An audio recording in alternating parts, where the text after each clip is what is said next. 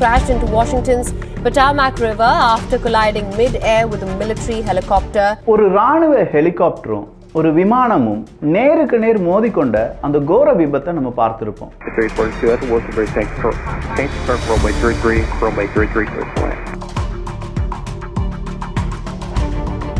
கிட்டத்தட்ட 64 67 மனிதர்கள் உயிரிழந்திருக்கலாம் அப்படின்னு சொல்லப்படுது.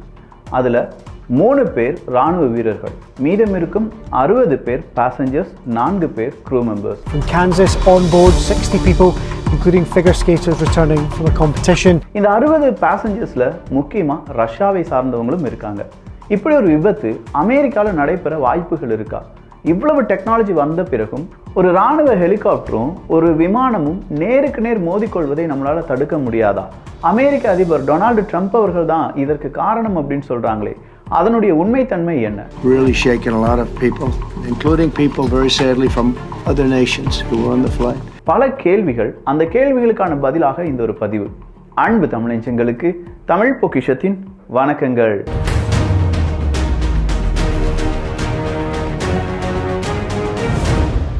கிட்ஸ் பெஸ்டியில் இன்டோர் கேம் ஏதாவது இருக்கா விக்கி?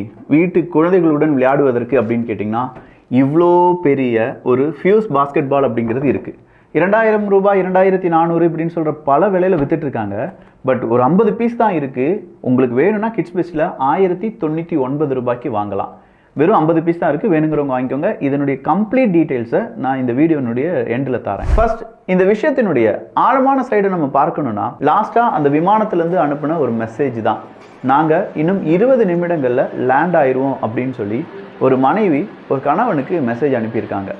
கணவன் திரும்ப நிறைய மெசேஜ் அனுப்புகிறாரு.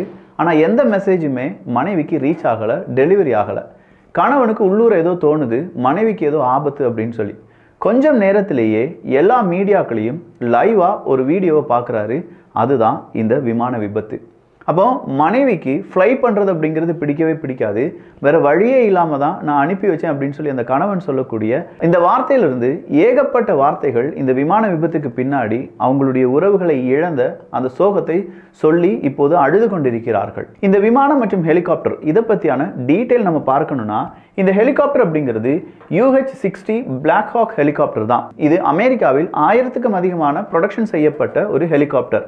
இதை சில்க்ரோஸ்கி UH-60 பிளாக் ஹாக் அப்படின்னு சொல்லுவாங்க. இது சாதாரண ஒரு ஹெலிகாப்டர் கிடையாது. அமெரிக்காவில் பல நேரங்களிலும் பல யுத்தங்களிலும் பல அமைப்புகளை அவங்களுடைய உளவு வேலைக்காகவும் இல்லாட்டி சீக்கிரமாக அவங்களுடைய க்ரூ மெம்பர்ஸ் ஒரு இடத்துலேருந்து இன்னொரு இடத்துக்கு கொண்டு செல்வதற்கும் பயன்படுத்தக்கூடிய ஒரு ஹெலிகாப்டர் தான் இந்த UH-60 பிளாக் ஹாக் அப்படிங்கிற இந்த ஹெலிகாப்டர். இதனுடைய கால் சைன் என்ன அப்படின்னு பார்த்தீங்கன்னா PAT 25 அப்படிங்கிற பெயரில் தான் இந்த ஜனவரி 29ஆம் தேதி இது வானில் பறந்திருக்கிறது. அது மட்டும் இல்லாமல் இந்த ஹெலிகாப்டருக்குள்ள 3 ராணுவ வீரர்கள் இருந்தாங்க அப்படின்னு சொல்றாங்க.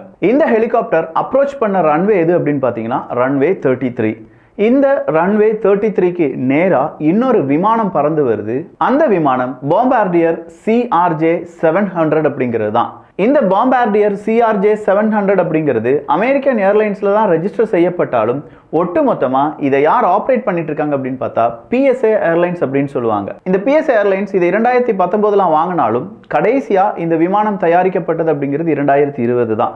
2020க்கு பிறகு இந்த CRJ-700 அப்படிங்கிற விமானம் தயாரிக்கப்படுவதே கிடையாது. இந்த CRJ-700 அப்படிங்கிற விமானம் நம்ம ஊரில் இந்த லோக்கல் பஸ் அப்படிலாம் சொல்லுவோம்ல, அதே மாதிரியான ஒரு விமானம் தான். ஒரு இடத்துலேருந்து இன்னொரு இடத்துக்கு ஒரு 60 பேரை ஏற்றி செல்வதற்கான ஒரு விமானம். அப்படிப்பட்ட விமானத்தில் அதிகமான மனிதர்கள் யார் அப்படின்னு பார்த்தீங்கன்னா விளையாட்டு வீரர்களாக இருந்திருக்காங்க. ஸ்கேட்டிங் விளையாட்டு வீரர்கள் தான் அதிகமாக இருந்திருக்காங்க. அதுலேயும் ரஷ்யாவினுடைய முன்னாள் வேர்ல்டு சாம்பியன் ஐஸ்டாகர் யோஜீனியா சிஷ்கோவா மற்றும் அவங்களுடைய மனைவி வாடிம் நவ்மரே அப்படிங்கிறவங்க இருந்திருக்காங்க. இவங்க கூட அவங்களுடைய மகனும் இருந்ததாக சொல்லப்படுகிறது. ஸோ இந்த ஸ்கேட்டிங் வீரர்கள் ஒரு இடத்துலேருந்து இன்னொரு இடத்துக்கு போகிறதுக்காகத்தான் இந்த விமானத்தில் ஏறி இருக்காங்க. அவங்களுடைய இந்த விமானம் கரெக்டாக ரன்வே அப்ரோச் பண்ணும்போது நேர் எதிரே வந்த ராணுவ ஹெலிகாப்டருடன் மோதிவிட்டது. டொனால்டு ட்ரம்ப் அவர்களிடம் இந்த செய்தியை சொல்லும்போது, ஏன் ராணுவ ஹெலிகாப்டர் நேராக வந்து மோதிச்சு, ஏன் மேலேயோ கீழேயோ போகலை, ரொம்ப தெளிவாக ஸ்கை அப்படிங்கிறது தெரிகிறதே, அப்படி இருந்தும் இந்த விமான விபத்து எப்படி நடந்தது அப்படிங்கிற ஒரு கேள்வியை முன்வைக்கிறார். அந்த கேள்வியை இவர் முன்வைப்பதற்கும் நாம இந்த செய்தி இங்கே சொல்வதற்கும் காரணம் இருக்கு. இந்த விபத்து நடைபெறுவதற்கு ஒரு 7 தினங்களுக்கு முன்னாடி தான் இதே டொனால்டு ட்ரம்ப் அவர்கள் கொஞ்சமா அவங்களுடைய எக்ஸிக்யூட்டிவ் ஆர்டர்ஸை கையெழுத்து போட்டு விட்டார். அதுல one of the executive order என்ன அப்படின்னு பாத்தீங்கன்னா, ஏர் டிராஃபிக் கண்ட்ரோலர்ஸ் இருப்பாங்கல்ல, இந்த ஏர் டிராஃபிக் கண்ட்ரோலர்ஸ் அப்படிங்கிறவங்க தான் ரொம்ப முக்கியமானவங்க. ஒரு விமானம் எப்போது தரையிறங்க வேண்டும், தரையிறங்கக்கூடிய விமானத்துக்கு வேற ஏதாவது பிரச்சனைகள் இருக்கா, ரன்வே எல்லாமே சரியா இருக்கா, ரன்வேனுடைய ப்ரோக்ராம் எப்படி இருக்கு, அடுத்த கட்ட விமானங்கள் எப்பப்போ வருது, இது எல்லாமே கண்ட்ரோல் பண்ணக்கூடிய முக்கியமான பொறுப்புகள்ல இந்த ஏர் டிராஃபிக் கண்ட்ரோலர் அப்படிங்கிறவங்க இருப்பாங்க. இந்த ஏர் டிராஃபிக் கண்ட்ரோலினுடைய ஹையரிங் அப்படிங்கிறது நடந்திருக்கு ஜோ பைடன் அவர்களுடைய ஆட்சி காலத்தில். அப்படி ஏர் டிராஃபிக் கண்ட்ரோலினுடைய அந்த ஹையரிங்கை ஃப்ரீஸ் பண்ணுங்க அப்படின்னு சொல்லியிருக்காரு டொனால்டு ட்ரம்ப் அவர்கள்.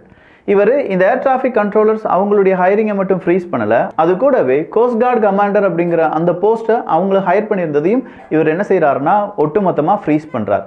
கோஸ்ட் கார்டு அப்படின்னு சொல்லும்போது அங்கே இருக்கக்கூடிய கமாண்டர் ஆஃபீஸர்ஸை ஏன் இவர் அந்த ஹையரிங்கை ஃப்ரீஸ் பண்ணார் அப்படின்னு கேட்டால், அங்கே தான் எல்ஜிபிடிக்யூ கம்யூனிட்டி அப்படிங்கிறது விளையாண்டுருக்கு. அட்மிரல் லிண்டா லீ ஃபேகன் அப்படிங்கிறவங்க தான் கோஸ்ட் கார்டு கமாண்டராக இருந்திருக்காங்க. இந்த கோஸ்ட் கார்டு கமாண்டராக இருந்த அட்மிரல் லிண்டா லீ ஃபேகன் அப்படிங்கிறவங்க DEI diversity, equity and inclusion, நம்ம முதலே சொன்ன மாதிரி எல்ஜிபிடிக்யூ கம்யூனிட்டியை ஃபெடரல் ஜாப்ல நிறைய பேர் ஹையர் பண்ணிட்டாங்க, ராணுவத்தில் நிறைய பேர் இந்த எல்ஜிபிடி கம்யூனிட்டியை சார்ந்தவங்க ஹையர் பண்ணிட்டாங்க, அவங்களுடைய சித்தாந்தம் அவங்களுடைய கோட்பாடுகள் பிடித்த நிறைய பேர் இப்போ நம்ம அரசாங்கத்தில் வேலை பார்க்குறாங்க. அப்படிப்பட்ட நபர்களால் நம்ம அரசாங்கத்துக்கு மிகப்பெரிய பிரச்சனைகள் வரும். எனவே அந்த ஹையரிங் எல்லாம் நான் ஃப்ரீஸ் பண்ணுறேன்னு சொல்லியிருந்தார் பார்த்தீங்களா, அதில் ஒன் ஆஃப் த ஃப்ரீசிங் தான் இந்த லிண்டா லீ ஃபேகன் அப்படிங்கிறவங்க. ஸோ லிண்டா லீ ஃபேகன் மற்றும் அதன் ஏர் டிராஃபிக் கண்ட்ரோலர்ஸ் அப்படிங்கிறவங்களுடைய ஹையரிங் எல்லாமே ஃப்ரீஸ் பண்ணது தான் இந்த விபத்துக்கு காரணம் அப்படின்னு சொல்லி ஜோ பைடன் அவர்களுடைய ஆதரவாளர்கள் எல்லாருமே இன்னைக்கு ட்விட்டரில் பேச ஆரம்பிச்சிட்டாங்க. ஆனால் டொனால்டு ட்ரம்ப் அவர்கள் இந்த ஏர் டிராஃபிக் கண்ட்ரோலர்ஸ்னுடைய ஹையரிங்கை ஃப்ரீஸ் பண்ணது ஒரு 7 தினங்களுக்கு முன்னாடி. புதிய ஏர் டிராஃபிக் கண்ட்ரோலர்ஸ் அப்படிங்கிறவங்க இன்னும் நியமிக்கப்படவில்லை. சொல்லப்போனால் இப்போ இந்த விபத்து நடந்த இடத்தில் ஏர் டிராஃபிக் கண்ட்ரோலர்ஸினுடைய பற்றாக்குறை இருந்ததா அப்படின்னு கேட்டால் அது கிடையாதான். ஸோ ஏர் டிராஃபிக் கண்ட்ரோலினுடைய பற்றாக்குறை கிடையாது. திடீர்னு ஏற்பட்ட கோளாறு காரணமாக கடைசியாக அவங்களுக்கு கிடைச்ச மெசேஜ் கிராஷ் அப்படிங்கிறது தான். இதை ஃபர்தராக நாங்கள் இன்வெஸ்டிகேட் பண்ணணும். ஏன்னா அமெரிக்க வரலாற்றிலேயே இப்படி ஒரு விபத்து அப்படிங்கிறத நாங்கள் எதிர்பார்க்கல. எனவே எல்லா காவல்துறை அதிகாரிகளும் இராணுவமும் FBIயும் சேர்ந்து இதனுடைய வழக்கு விசாரணை அப்படிங்கிறத செய்வாங்கங்கிறது தான் அமெரிக்க அரசாங்கத்தினுடைய அறிவிப்பு.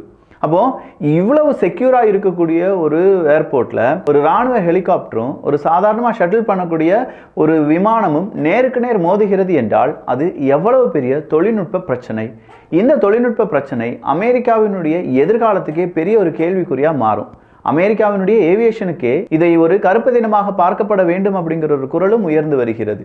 அப்படிப்பட்ட முக்கியமான ஒரு ஆக்சிடென்ட் தான் இது. இதனால தான் டொனால்டு ட்ரம்ப் அவர்கள் உடனடியாக இந்த விசாரணை செய்து இதுக்கு பின்னாடி தரமில்லாத ஏதாவது நபர்கள் இருக்காங்களா, இல்லை நம்ம சொன்ன மாதிரி ஃப்ரீஸ் பண்ணியிருக்காங்களா இப்போ கொஞ்சம் ஜாபு, அப்போ ஆல்ரெடி இருக்கக்கூடிய நபர்கள் யாராவது சரியாக வேலை செய்யாத நபர்கள் இருக்காங்களா, இந்த மாதிரி ஏர் டிராஃபிக் கண்ட்ரோலர்ஸ் அப்படிங்கிறவங்க இதுக்கு முன்னாடி அனுபவம் இருக்கக்கூடிய மனிதர்கள் யார், அவங்க கிட்ட கேட்டு இந்த விபத்தை எப்படி தடுத்திருக்கலாம் அப்படின்னு சொல்லி அவங்களுடைய எக்ஸ்பீரியன்ஸை கேளுங்க.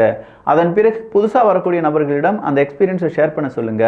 இந்த மாதிரியான விபத்து இனிமேல் ஃபியூச்சரில் வரவே கூடாது அப்படின்னு சொல்லி டொனால்டு ட்ரம்ப் அவர்களுடைய உத்தரவு பறந்திருப்பதாக செய்திகள் வெளியாகி இருக்கின்றன. ஃப்ளைட் நம்பர் 5342 அமெரிக்கன் ஏர்லைன்ஸ், இந்த விமானம் இந்த பெயரில் தான் நம்ம சொன்ன மாதிரி CRJ 700 அப்படிங்கிற இந்த விமானம் பறந்திருக்கிறது.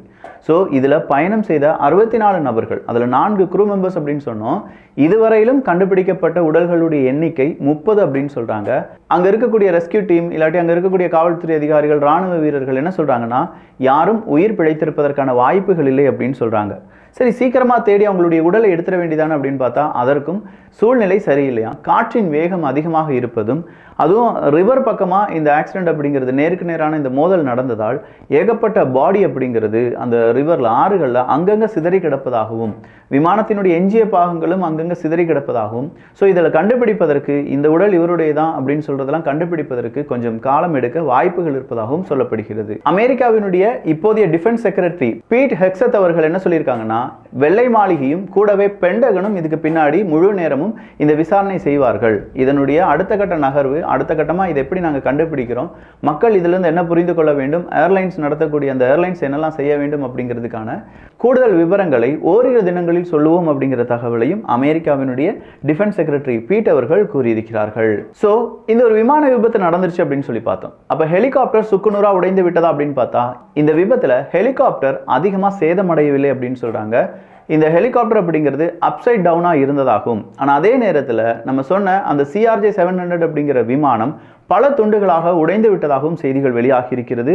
இதற்கான கருப்பு பெட்டியும் நாங்கள் கண்டுபிடிச்சிட்டோம். ஸோ கடைசியாக நடந்த அந்த சாட் மற்றும் விமானத்தில் ஏற்பட்டக்கூடிய பிரச்சனைகள் இது எல்லாமே நாங்கள் ஆராய போகிறோம் என்கிற தகவலும் அமெரிக்காவினுடைய அரசாங்கம் சார்பாக கொடுக்கப்பட்டிருக்கிறது. வல்லரசு அப்படின்னு சொல்கிற ஒரு நாட்டிலேயே ஒரு விமான விபத்தை நம்மளால் தடுக்க முடியலை. நேருக்கு நேராக ஒரு இராணுவ ஹெலிகாப்டரும் ஒரு விமானமும் மோதிக்கொள்வது இது சாதாரண விஷயம் கிடையாது. ரொம்ப ரேர் திங் அப்படின்னு சொல்லலாம்.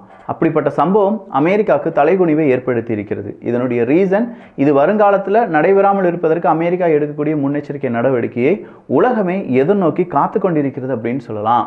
ஸோ A to Z இந்த விமான விபத்து, அதுக்கு பின்னாடி இருந்த காரணங்கள் ப்ளஸ் இப்போதைய சிச்சுவேஷன், இது எல்லாத்தையுமே உங்களுக்கு புரியும்படி நான் சொல்லியிருப்பேன் நம்புகிறேன். இதை பற்றிய உங்களுடைய கருத்துக்கள், உங்களுடைய கமெண்ட்ஸ் இங்கே வரவேற்கப்படுகின்றன. எல்லோரும் தமிழ் பட்சத்தில் இணைந்திருங்கள். நல்லதை பகிர்ந்து நல்ல சமுதாயத்தை உருவாக்குவோம். நன்றி, வணக்கம். ஃபோர்ஸ் பாஸ்கெட் பால் இதை அசம்பிள் பண்ணணும். அசம்பிள் பண்ணுறதுக்கு கண்டிப்பாக பெரியவங்களுடைய உதவி வேணும். ஒரு 6 வயசுக்கு மேலே உள்ள குழந்தைகள் இதை விளையாடலாம். ISI சர்டிஃபிகேட், நம்ம மேட் இன் இந்தியா ப்ராடக்ட் தான். வேறு லெவலில் அதனுடைய குவாலிட்டி அப்படிங்கிறது இருக்கும். 10 பால், அதை 2 பேர் விளையாடலாம், இல்லாட்டி 4 பேர் விளையாடலாம். கண்டிப்பாக அப்பா அம்மா 2 குழந்தைகள் விளையாடுறதுக்கு பெஸ்ட்டான ஒரு கேமாக இருக்க போகுது. மிஸ் பண்ணிடாதீங்க. பெரிய சைஸ், கண்டிப்பாக நம்ம வீட்டு குழந்தைகளுக்கு இது ஒரு பெரிய கிஃப்டாக இருக்கும். வேணுங்கிறவங்க வாங்கிக்கோங்க. 1099க்கு கிட்ஸ் பெஸ்டிக்கான லிங்க் கீழே இருக்குது. இதே மாதிரி இன்னும் ஏகப்பட்ட நல்ல டிமாண்டிங்காக இருக்கக்கூடிய டாய்ஸ் கிட்ஸ் பெஸ்டியில் கிடைக்கும். ஆனால் விலை பாதியாக தான் இருக்கும். நீங்கள் இதை தேடி பாருங்கள். இந்த ஃபியூஸ் பாஸ்கெட் பால் அப்படிங்கிறத ஆன்லைனில் நீங்கள் உங்கள் மொபைல் எடுத்து கூகுள் எடுத்து சர்ச் பண்ணி பாருங்கள். இந்த விலைக்கு யாராலையும் கொடுக்க முடியாது அப்படிங்கிறத நான் அடித்து சொல்லுவேன். இது ஒரு சர்வீஸாக ப்ளஸ் என் வீட்டு குழந்தைகள் விளையாண்டுட்டாங்க, உங்கள் வீட்டு குழந்தைகள் விளையாடுவதற்கான ஒரு சான்ஸாக இதை நான் பார்க்குறேன். அவ்வளோதான். இதுக்காகத்தான் கிட்ஸ் பெஸ்டியை தொடங்கினேன், ரன் பண்ணிட்டு இருக்கேன், ரன் பண்ணுவேன். கிட்ஸ் பெஸ்டி அப்படிங்கிற பெயருக்கு பின்னாடி இருக்கக்கூடிய டேக்லைன் என்ன தெரியுமா? எ ஃப்ரெண்ட் இன் எவ்ரி டாய்.